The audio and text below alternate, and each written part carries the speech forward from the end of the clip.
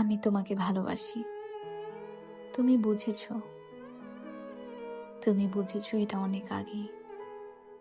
আমাকে তোমার ভালোবাসতে হবে না। তোমাকে পেতেই হবে এর জন্য ভালোবাসিনি।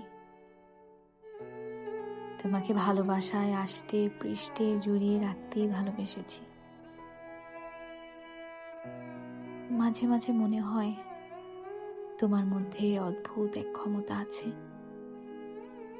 কাছে আসলে না, আমায় ছুঁয়ে দিলে না, কখনো কিছু না বলে, এক ফোঁটা ভালো না বেসে এমন এক মায়ার বন্ধনে বেঁধে রেখেছ, তোমাকে কখনো ভুলতে পারিনি।